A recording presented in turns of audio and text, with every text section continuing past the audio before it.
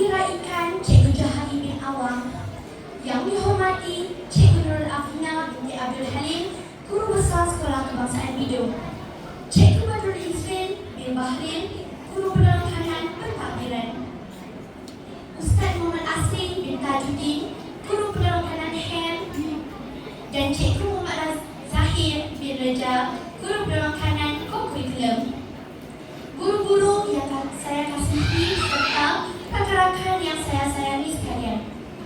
Saya Nur Iman Amani, wakil daripada seluruh murid di sekolah ini, amat berbesar hati dapat menyampaikan sepatah dua kata segenap majlis persaraan insan yang sangat kami hormati dan sayangi, iaitu Cikgu Johari, Guru Bahasa Melayu yang hebat.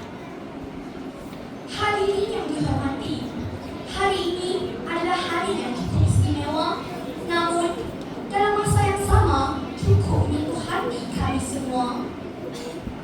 Setelah sekian lama mencurah bakti, mendidik dan membimbing kami dengan penuh dedikasi, akhirnya tiba juga saat perpisahan. Cikgu Johari seorang yang sabar didikannya dan ikhlas serta sering-sering menambah unsur kecintaan semasa mengajar, menjadikan beliau seorang guru yang begitu istimewa di hati kami. Setiap ilmu yang disampaikan bukan sahaja membuka minda kami, malah membentuk pribadi kami menjadi insan yang berguna.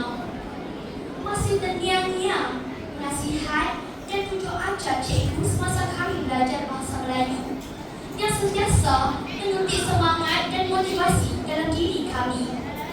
Walaupun kadang-kadang kami nakal dan kurang dengan kata, cikgu tidak pernah mendidik kami dengan penuh kesabaran dan kasih sayang.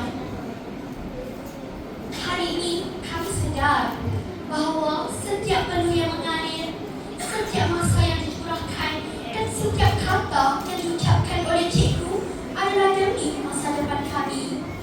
Hari ini kami merasa sedih kerana akan berpisah dengan seorang guru yang begitu istimewa. Namun kami juga merasa gembira kerana cikgu akan melangkah ke fasa kehidupan yang lebih tenang dan damai setelah sekian lama telah berjasa dalam dunia pendidikan.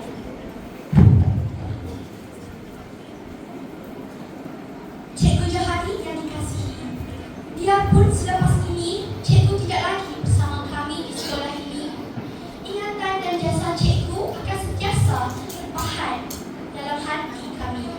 Semoga Allah SWT merahmati cikgu dengan kesihatan yang baik, umur yang berkat dan kebahagiaan yang berkekalan dalam meniti fasa kehidupan. Indah berseri bunga seroja, tumbuh subur di tepi perigi. Cikgu disanjung penuh berjasa, menjadi kenangan di dalam hati.